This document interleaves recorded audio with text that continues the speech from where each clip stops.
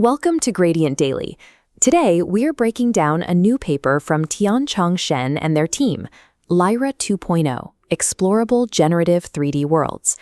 The objective of generative video is to build persistent 3D environments. We are looking for an AI capable of synthesizing entire worlds, city blocks, space stations, dungeon maps, that we can navigate using standard camera controls. The standard approach relies on feed-forward reconstruction. You prompt a 2D video generation model to simulate a camera moving through a space, and then you use reconstruction techniques to lift that 2D video output into a full 3D asset, ready for real-time rendering. But there is a scaling wall here. Current generative video models are effective at creating short 3-second clips. However, when they generate continuous video over long camera trajectories, especially ones with large viewpoint changes, they exhibit structural failure. This is what that failure looks like in practice. As generation continues, stable architecture and physical properties lose their consistency, eventually collapsing into unrecognizable shapes. Without solving this long horizon degradation, the generation of persistent virtual environments remains a significant technical challenge. The errors compound too quickly to yield a usable 3D world. To address this, we have to isolate the two distinct vectors causing these models to fail. The first is spatial forgetting. This diagram shows a top-down view of a multi-room environment. Video models operate on a limited memory buffer. When a camera moves, whatever falls outside its immediate cone of vision eventually leaves the model's temporal context. The model no longer retains data for what was behind it. When the camera loops back, it must hallucinate the structure, resulting in a square room suddenly appearing as a circular one, breaking continuity. The second failure vector is temporal drifting. Generative video relies on autoregression, predicting the next frame based on previous frames. Every frame introduces a minor synthesis error. Over hundreds of frames, those micro-errors compound, distorting the geometry. It functions similarly to dead reckoning in navigation, where a 1-degree miscalculation eventually leaves the vessel miles off course. Standard next token prediction cannot resolve these issues. A purely autoregressive model has no mechanism to recover dropped spatial structures, and it lacks a way to correct its accumulated noise.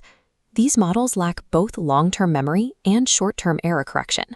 To generate persistent worlds, the authors of Lyra 2.0 utilized a different architectural approach. A common assumption in the field is that solving persistent 3D generation requires training a heavier 3D prior directly into the video model.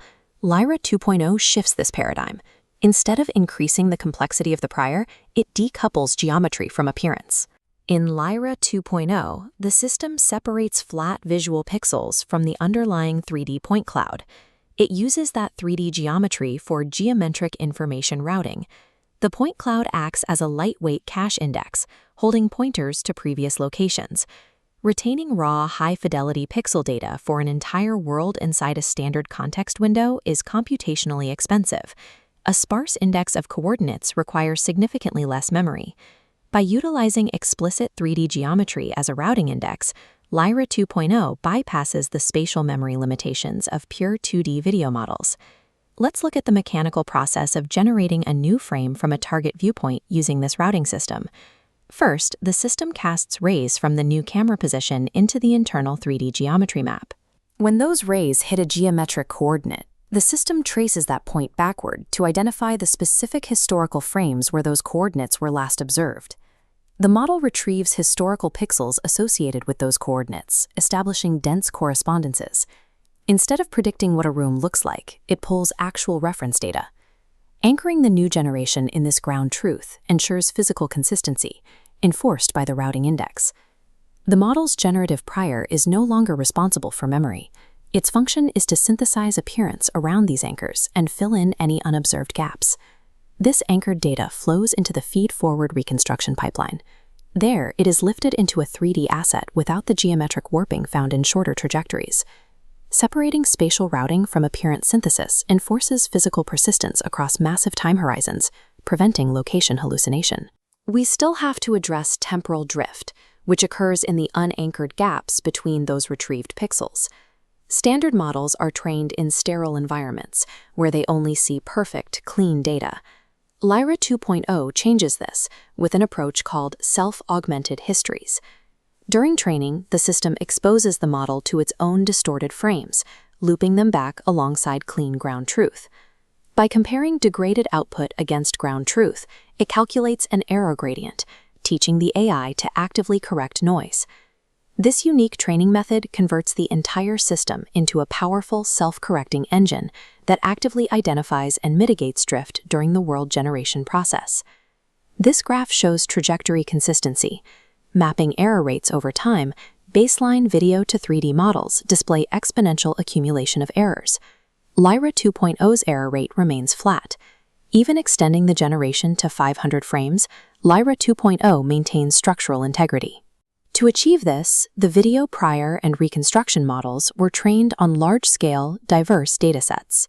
This diverse environmental data is required for the model to handle complex camera trajectories. Once these consistent video trajectories are stabilized, the final step is the lifting process. The stabilized videos are used to fine-tune feed-forward reconstruction models. This feed-forward method is fast and avoids the computational constraints found in slower per-scene optimization techniques, such as SDS loss in Gaussian splatting.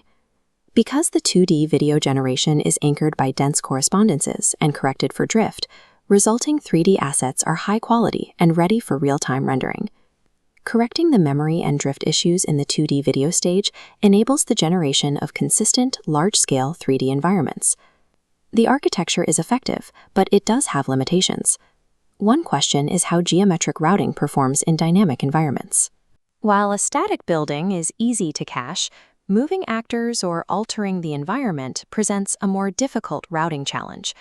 We must also consider if real-time 3D geometry extraction becomes a computational bottleneck as spatial resolution and world scale increase. Future research will need to address these issues, specifically testing the injection of multi-agent physics and dynamic object permanence into the Lyra framework. This paper offers 3 takeaways for world generation: decoupled spatial memory, using geometry as a routing index, and implementing self-correcting training. Lyra 2.0 provides a scalable framework for how AI builds persistent virtual spaces. If you want to keep up with the technical frameworks driving generative research, subscribe to Gradient Daily, and we'll see you in the next breakdown.